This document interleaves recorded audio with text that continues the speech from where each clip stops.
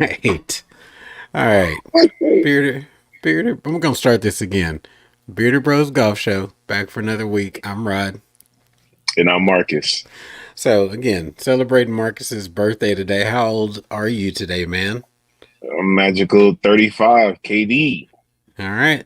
So it's off right off the top of the show. If you want to, contribute to Marcus's birthday, Marcus, go ahead and put your Cash App or whatever in the chat for the day. And whoever's watching this post show can check that out and contribute to your birthday celebration. So, I like that. Marcus was up in DFW this weekend, and we got a few rounds in. Um, played a little bit closer than our usual, but Marcus ended up nipping me all three rounds, and I think every one of them came down to the last hole Last hole, last two holes. being It was significant, or tough. him needing to make a putt to seal it, or It was clinch the tough. round. So shout out to him for winning the weekend match, and also we had a good weekend celebrating Thanksgiving and just family time. So shout out to that. Hope everyone had a safe and fulfilling um, Thanksgiving, Friendsgiving, however you celebrate. This time of the year, rolling into the Christmas season as well. One thing that I want to rewind back to that I missed last week and had a whole thumbnail and description and tags all centered around the end of the LPGA season, and we didn't even cover it. We had so much on the lineup last week that we didn't even get to talking about the LPGA, but here we are, and we're going to Yeah. talk about it just to kind of put a bow on the end of the LPGA as we kind of roll into more of the kind of extra tournaments that we're having that are not official. Grant Thornton this week, PNC coming a couple weeks from that. So at the end of the year, young lady Amy Yang won her first tournament over here in the U.S.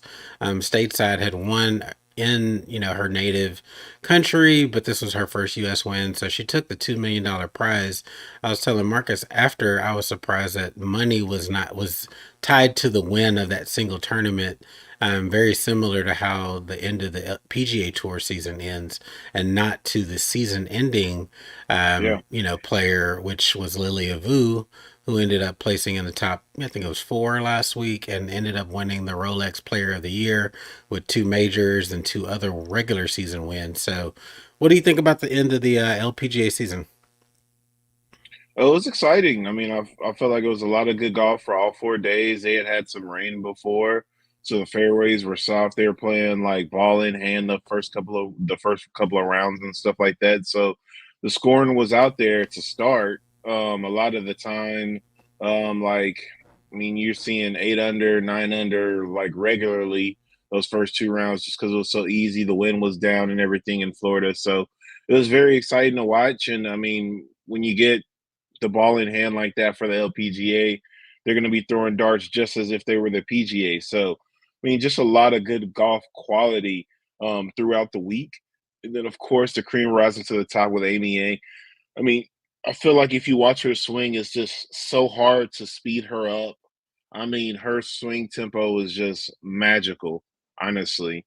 And then for Lilia Vu to step up and take care of business, as far as the Player of the Year award wins. So Celine Boutier didn't necessarily have her best week, but Lilia Vu did, however, show up. So it looked good on her end, and she did what she needed to do to get that award. Yep. Celine Boutier, speaking of her, she reminds me of like Eric Cole, pretty much playing every week. She was over back on the LET Next this week, week playing, and yeah, competing. I think she bagged another top five. It wasn't a big purse on hand for this particular event, but she is out there hitting it around, chasing that white ball pretty much all the every week. time. Yeah, if they're teeing it up Anytime she could somewhere, be out there. Hmm. she is gonna find it. So shout out to Celine Boutier. Shout out to the ladies who had an incredible 2023 season.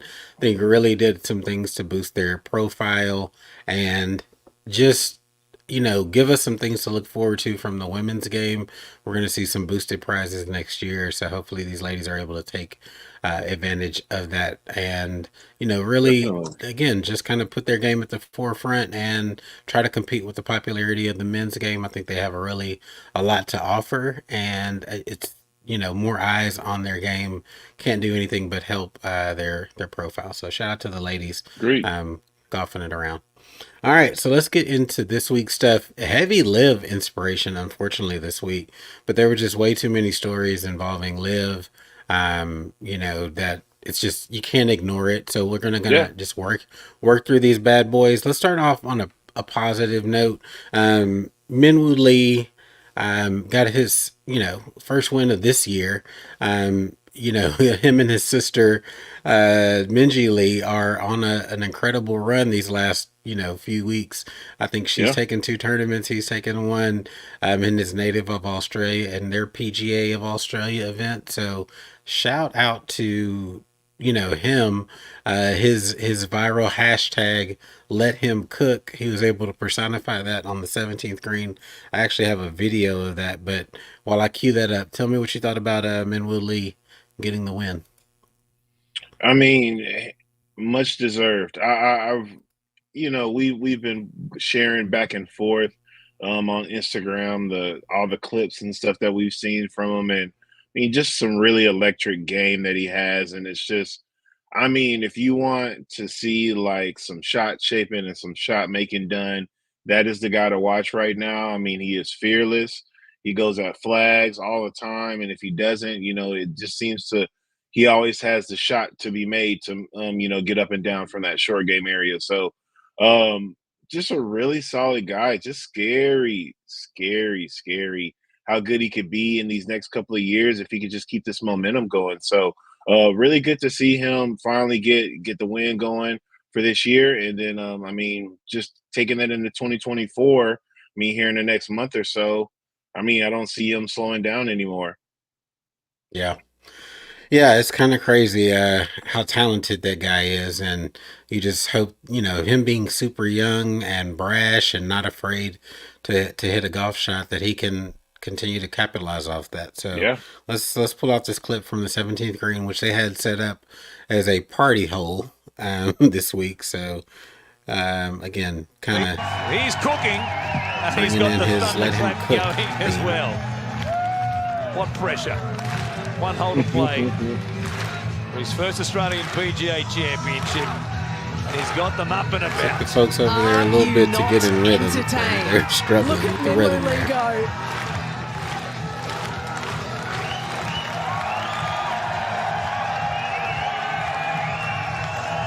Shout out to Minwoo Lee He's getting got a the whole win. sleeve of balls he's going to Awesome throw ball out in the the crowd crowd. didn't quite work out well. And then I won't play this 2 minute clip, but it was from a station over in Australia. But let's get into some of the live influence on this tournament. So we had quite a few players that actually got into the PGA of Australia tournament from that. So one quick post here. So we have your comments. So we have Marcus getting some birthday love there from Bread Veb. Yeah. And I'm gonna preview this one, and we're gonna get to this one. Jon Rahm off to live. We'll see. We're gonna talk about it though. So we had Cam Smith, Jediah Morgan, both live players, Mark Leishman as well, Wade Ormsby, who has since, I think, been taken off of the live roster, Jaco Neiman, Mito Pereira, Laurie Cantor, all live guys that through either just kind of it says national spots or sponsors invites. Cam Smith and Jediah Morgan got in off past champion status. Um, Hmm. on the negative side, Cam Smith finished tied for 147th plus nine over a 2 day stretch. Just did not have the game. I think this is one of the arguments, and you're going to get a mixed bag, and we're going to talk about the Joburg Open as well. With guys who have went over to live and, kept their game sharp, some that have not. And I think that's probably enigmatic of the series as a whole, you're going to have guys that get that money and sit on their hands and don't necessarily put in the work except for when they have to for those 14 events through live and whatever majors they're exempted into. But you have some guys that continue to put in the work. It seems like Cam Smith may have been sitting down on his hands for a little bit, not sharp in the least bit. Did you? I know you caught a little bit of it. So what do you think of Cam kind of just shit in the bed? Yeah, I mean, guess it really just must be a, hometown hangover. Really just was worried about the family and everything like that instead of the golf. And I think he won it last year, so he might have been, with the duties of past championship and stuff like that. So I'll let him off the hook for the time being. I mean, Cam Smith's still a very likable guy, very transparent about what he had going on when he went to live. So, he just really one of those guys where he thought more talent was going to go over there. That's why he made the leap as well. So again, not trying to be too nice, too lean, or whatever, but Cam Smith's still very likable. So hopefully it's just a little hometown hangover, and we'll see him play a little bit better golf in the majors going forward. But very, very, very telltale sign when you're not able to put in the reps, with 4 round tournament events and stuff like that, how it can turn out. Just Yeah, on the tip of the iceberg type stuff. So I mean, but then you had a guy like Joaquin Neiman who hits all in one. I mean, pretty yeah, he much was scored competing. yeah, a decent score pretty much every round and stayed within it. So and Mark Leishman, he came out and he performed. So you know it's whatever. It's okay. It's Yeah, who knows? I mean, we'll see how things continue to turn out. So let's kind of jump over to the Joburg.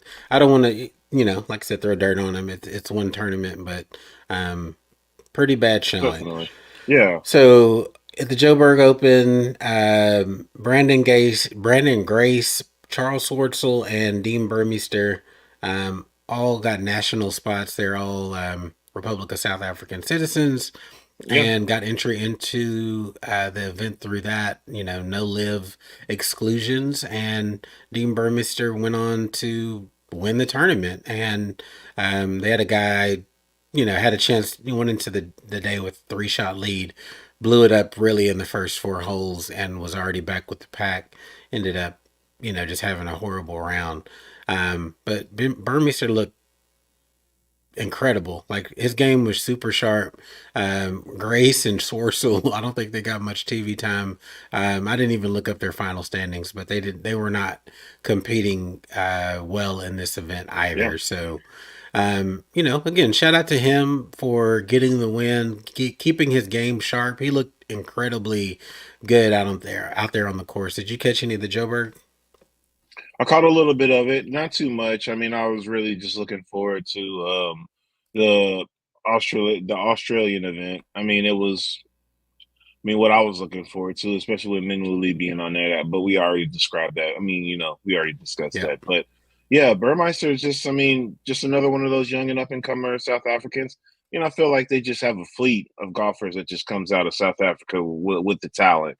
I mean, I don't yeah, know what they're doing out there, what the weather's like, but they got some golfers out there. So shout out to them. And, he's going to get into the Open Championship now for next year with yep, that win. And so, yeah, hopefully it'll propel them forward. And I mean, and just like what we were talking about earlier with, the upcoming news, hopefully it changes some things around and makes this other thing more likable. But for now, it is what it is. yeah. One more birthday shout out here from Crystal Cochran. Happy birthday, Thank you. Marcus. So shout out. Um, so let's talk about the thing that has the thumbnail here, and that's the Jon Rahm situation. A lot of news catching fire this week in terms of Jon Rahm possibly going over to live. So again, just pull this comment back up. Um, you have comments from uh, Alan Shipnuck, who wrote a book prior to the going in and around the live stuff with direct quotes from Phil when they were still on speaking terms, which their relationship has turned really. There's a lot of animosity there with you Yeah. know Phil calling him a liar, and Alan Shipnuck. I don't know. I'm typically on the side of journalism. I know how hard that job is, and to just make up sources, I don't think he's just making stuff up. I think people are talking. Phil is just, I guess, too dense to realize that you talk out loud. You know, I don't know. There just doesn't seem to be a lot of loyalty, or Phil thinks there's more loyalty in his circle than there is that people are going back and attributing quotes Yeah. to him. It's tough for me to reconcile in my brain that Phil says he knows nothing about the Jon Rahm conversations. We know about their Arizona State connection. We know about Right. their Callaway connection. They share a same agent. And you're telling me you know nothing and you've said nothing about Jon Rahm over to live. You can't be the smartest man in the room and the dumbest man in the room at the same time. So what do you think about just the feel aspect of this crap? I think it's very goofy. I mean, just in so many different aspects, you're in the know. I mean, again, you're one of the what you would call a spokesman or ambassador, one of the lead guys for Live, and you don't know anything. You don't. Mm-mm. You're not recruiting. You're not speaking out in positivity for the league or anything. Like, what's happening here? Like, you're purposefully, and willfully obtuse to this, or what? Like, that's what I'm trying to figure out because, again, in typical Phil fashion, like, you say these things where we're like, like we can see you, right? Like, we can, like, that's the whole thing with Phil to me. It's like, there's no way you're serious right now, bro. Like, there's no way. I don't get there's no benefit to not to saying I don't know anything, right? Right. Um and I I know think it's Rom doing has a disservice, to be I honest. agree. I agree. And I mean I want to just come out and say do I fully believe that John Rahm is in talks with Liv? Yeah. I mean there Absolutely. part of the rumors were that are that he is pushing for change in the structure of the league, right? So the biggest hangup has been them not be receiving world ranking points. And it seems like he's trying to get the league on board with playing 4 rounds, having cuts, and changing the general structure that is keeping them from having world ranking points. Like it's cool to Yeah. have, like for him, and there's quite a few other guys that have, recent major wins that they have exemptions into majors, some for life, some for the next 5 years or so until that expires, outside of the one that they won directly. Cool. Yeah. But what about the rest of your folks that haven't been to a major or are still trying to compete on that level in their careers as they're still young? You still need to be able to have a pathway, right? To do that outside of them playing in these national opens where they have weird exemptions or sponsors exemptions into them. And so if that's the argument and what he's pushing for, again, it's going to take unanimous, votes from all the captains within Live, and I think there's some other people that need to sign off and approve on that for the Yeah. structure to change. There's some selfish guys in that group that probably aren't going to be on board and went over there for the fact that they are not going to have to play a lot of golf and they got their money and that's what they want to roll with. So it Yeah. seems like that's an uphill part of the argument or the battle. But I totally understand. You're hearing numbers like 475 million, 600 million that are on the table for Rom. And, the sad part is, for me, I want to see just golf thriving, healthy, and just kind of looking at all the crap that happened this week, I was like, this is a lot of drama and bull crap going on around golf. It feels Right. like some tabloid catty. I'm just sitting here thinking like, back in the day, just I used to This have is this new. phrase. I Oh, said, say that again. this is new for golf. It Like, there's is. not really a lot of drama like this, and the he say she say stuff. Like, it's pretty much. I'm Yeah. not saying it's all out in the open, but like more times than not, the person in question is going to come to the mic or drop a statement immediately. Not immediately, but like, very, very expeditiously and clear the air as soon as possible. And don't let it just lingering around in the air like what's happening here, what's happening there. So this is very new. This is very like honestly, this is very generational because John Rahm is just, he's one of the young guys where he thinks he can just, kind of have it his way the whole way around, and that's not how the world works. But you know, Mm-mm. they're trying to move mountains to get him here, so we'll see what happens. Yeah, I mean, it's not like they're lacking for cash, but to see it going forward, the way it currently is constituted, we neither one of us can see the business model moving forward or the Saudis Right. retaining interest in this setup when they're not even close to bringing in any money. However, you change the format, you start, collecting world ranking points, and more players start coming over as a result of that.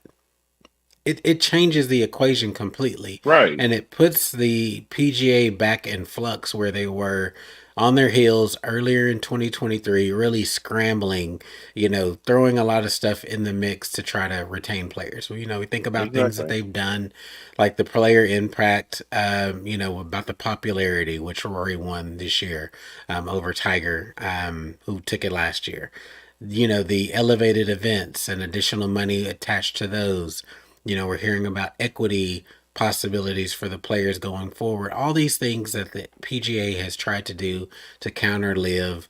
Um, it's gonna double down. If Rahm moves, it's gonna be tragic for the PGA Tour because there are going to be other players that move over there. If the reasons that and things that he's pushing for actually happen, it's going to give other guys the incentive to do the same, unfortunately. So I hate it because I'm just tired of the back and forth. X, formerly known as Twitter, it has become on the golf side of it. It's become super toxic. It's Yeah. it's just almost unbearable. A lot of the pages that you follow, it's just infighting, people picking a side, and I wouldn't even say that honestly. We don't. Yeah, it's clear. I don't think we're PGA Tour shills like, hey, oh, they do everything right. That's not the point. It's just that Liv doesn't have a great product. At the end of the day, if Liv Right. was bringing something great to the table, then we'd be like, okay, cool, this is good, this is different. I think you mentioned it the other day. I think you attributed to Rom about something about the game has been played this way for so long. Remind me what you were saying there. Yeah. I mean, yeah. John Rahm quoted it himself. He's like, "I would just like to remain playing the game how it's been played for hundreds of years before we even got here." So why would we change the format and then expect something different to happen? That's the thing and again, like that's just what we said.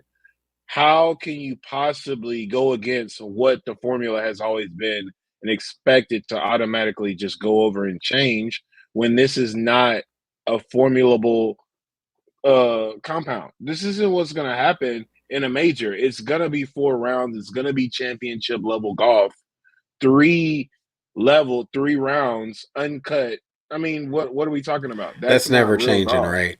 Imagine Yeah, playing a 3 round Masters. That's like that makes no sense to you at all, right? they'll go to Monday or Tuesday real quick for the Masters. I don't even understand what are we even talking about here? Yeah, Like they're it not doesn't shut. make sense.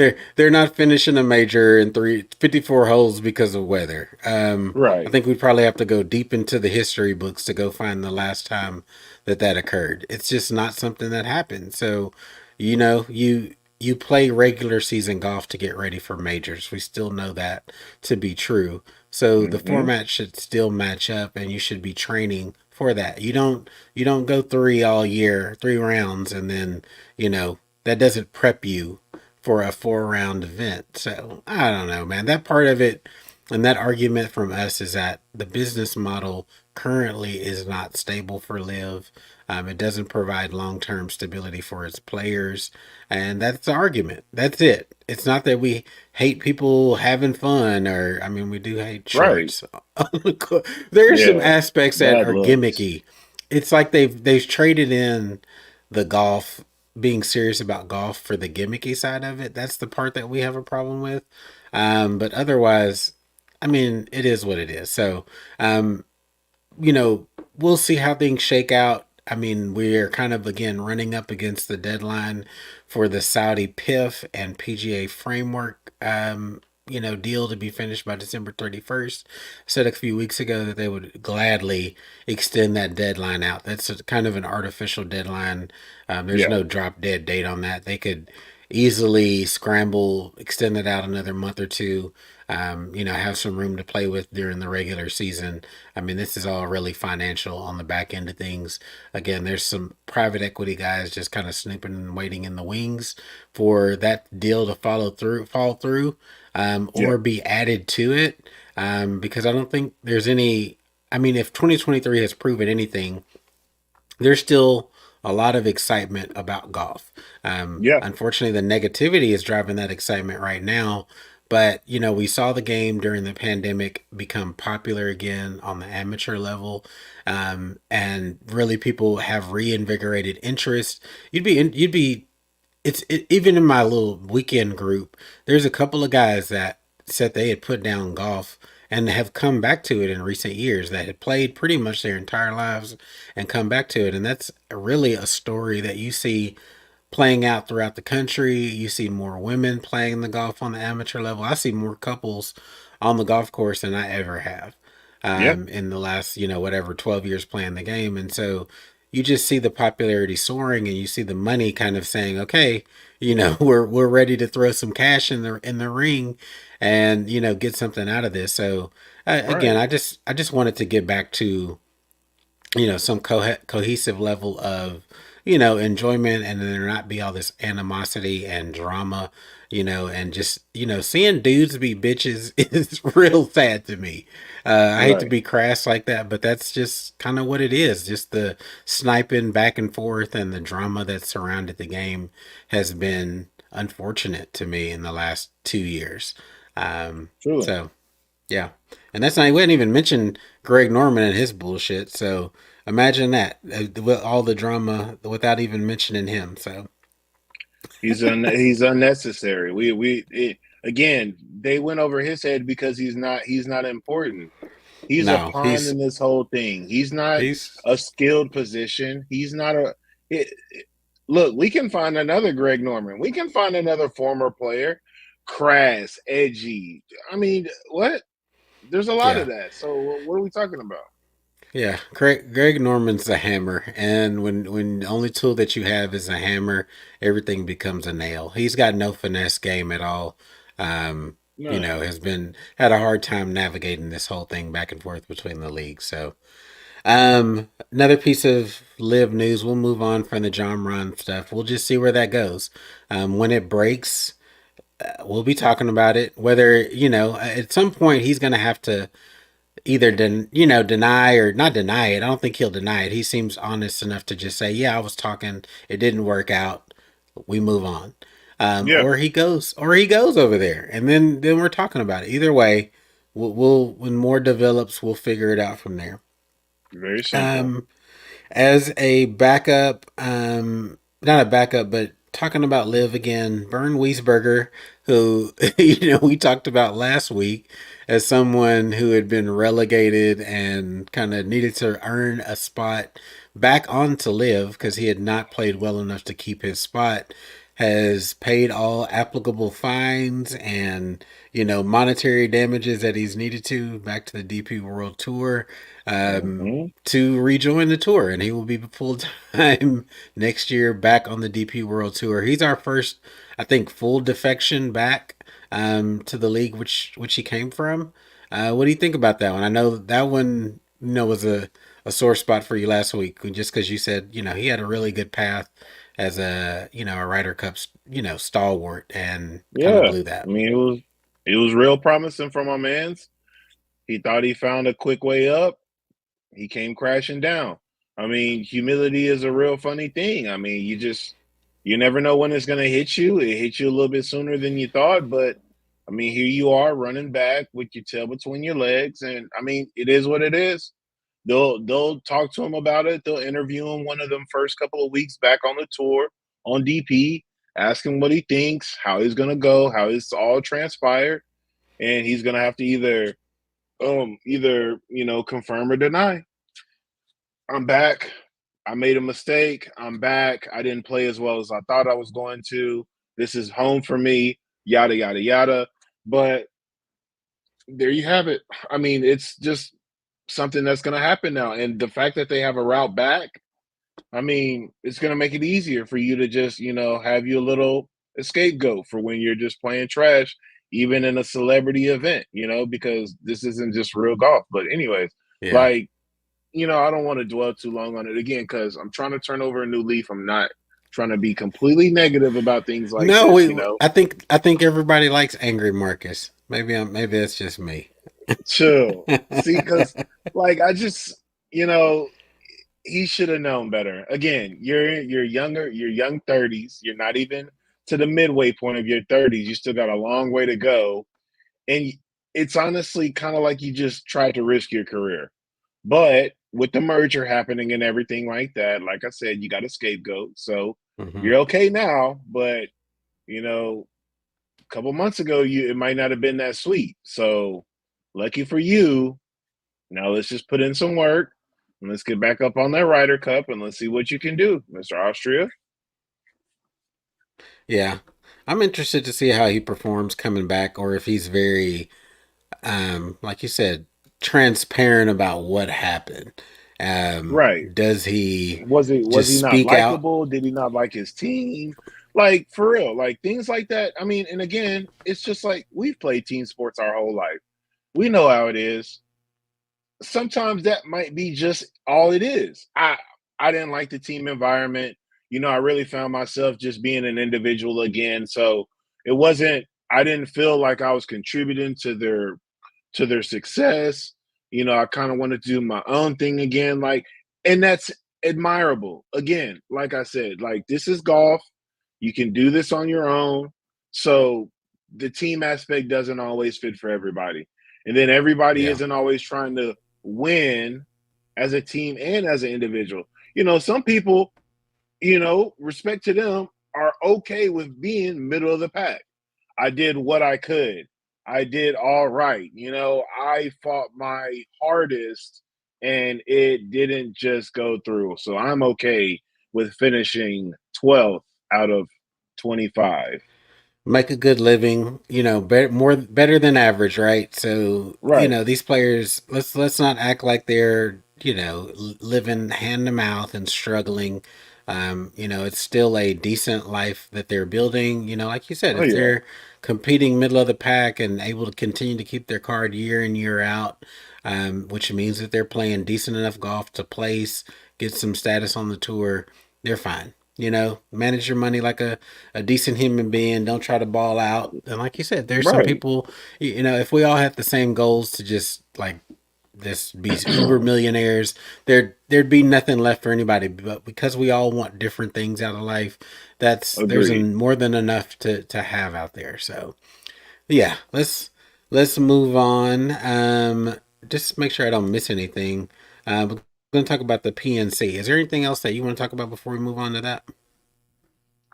Um, no, I'll save it for the end because it's definitely off. Like it's not Okay. golf related. Okay. Yeah. Okay.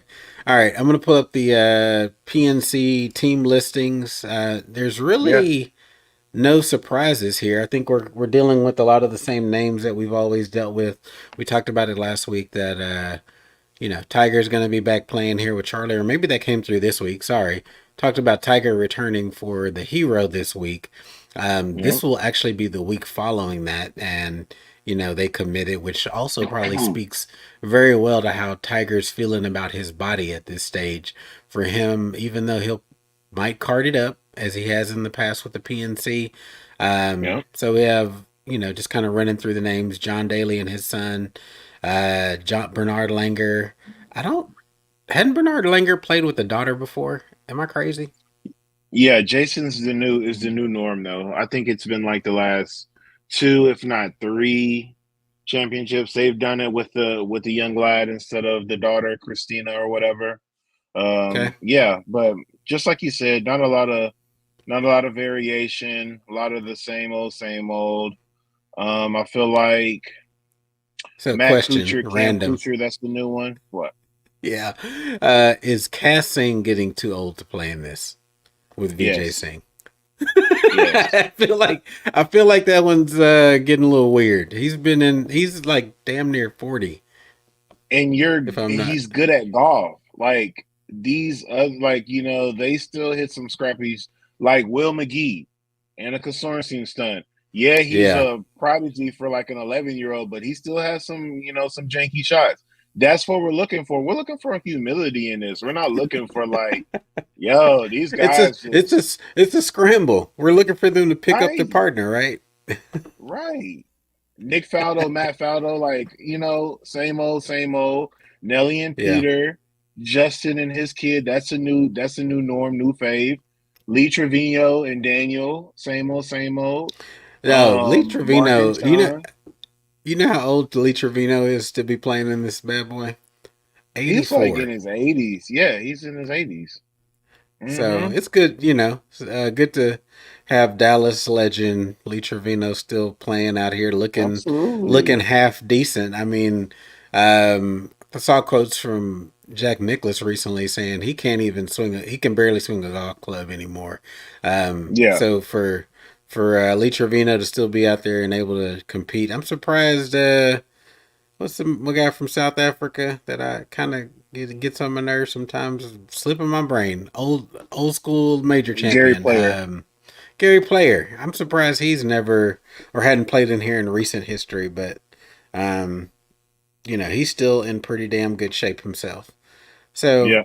PNC looking to shape up the year. I think this is the last event that we're gonna have on the calendar in 2023, if I'm not mistaken, because we're gonna do Grant Thornton, the Hero this week, and then this one.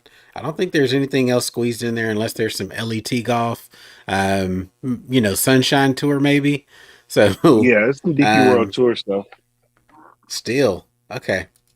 So Yeah. that's kind of crazy. We're still hot and heavy on the golf side of things this time of year. It's all on our time. But yeah, yeah. I mean, it's been a hell of a year. We keep saying that, but I'm still very much looking forward to this week, seeing how Tiger looks out there on the course, swinging the club, and if that body's gonna hold up and kind of look the same way that we've seen him look in recent, video clips and kind of what his schedule is lining up. Can't wait to see what his 2024 schedule looks to be. We kind of touched on it. Riviera is typically always in there. Um, Masters, maybe one other tournament mixed in there just to keep him ready, but we shall see. That's really it on the golf side. What else you got? What was that other topic? That off topics topic. I mean, we got to talk about our home team sports. We're out. I mean, the Mavs are out of the in season tourney. That's fine, but like I said, Luca's still MVP front runner. He's one or two. He's out here with a masterclass season, and we're still above 500, looking good. Cowboys beating who they're supposed to be beating, respectable, but Yeah. we have a tough little stretch here. Last five of the season, all above 500. So this is really going to make the season. We beat the teams we're supposed to beat. We're 8-1 against teams with the below 500, except for that really Arizona bad game. mark. Yeah, that is just it's looking real ugly in the light now. But yeah, I mean, just I want to give kudos to Dallas for turning it around and doing what we're supposed to be doing on all fronts. And hopefully the But Rangers kickstarted a lot of competitiveness. yeah, but you know what the problem is? Kind of watching out of the corner of my Jury, eye as we hopped on. Huh? jury, No, that's the problem. What? no, Philly. Philly's They the won again? problem. They ended up winning in They won in overtime versus the OT. They Buffalo scored a Bills. touchdown. They scored a touchdown after the Bills kicked a field goal. Um, One at home in the rain, and they were down 10, in the Yeah, fourth quarter. So the Eagles are serious, and that is the problem for the Cowboys. So even if the Cowboys are good enough to get that wild card spot, which I think that's lining up for them, for that to be favorable, I think the division is out of hand at this point. It's not the impossible Bills are so mathematically. unserious, man. It's hard to track what the Bills are going to do week to week. Golly. Um, but they ended up giving it away at the end there, so that sucks. And Eagles are 10-1 now.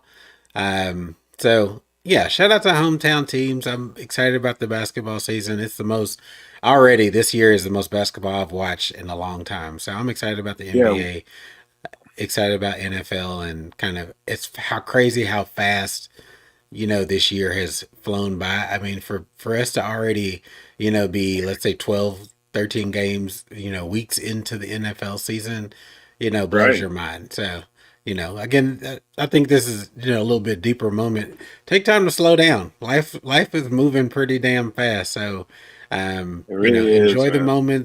enjoy the moments that you can, with people that you love, and enjoy, don't take time mulling around in any bullshit, because guess what? It doesn't matter at the end of the day.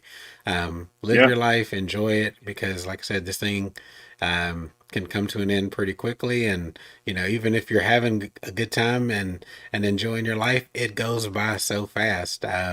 So year to year, absolutely. you just look at things like that and how quickly the pace of things happens. It's kind of sobering. So just a Yeah, little good little perspective. Very good sage perspective. advice from the bearded pros. And a little bit light on the news week, but I expect that to come back pretty hot and heavy next week, us talking about the hero and the Grand Thornton. So Bearded Bros Golf Show, another week in the books. Again, Marcus's birthday. That info will be on the live stream for his Venmo and Cash App. Contribute to your boy. Celebrate him. We'll be back next week. I'm Rod. And I'm Marcus. Peace.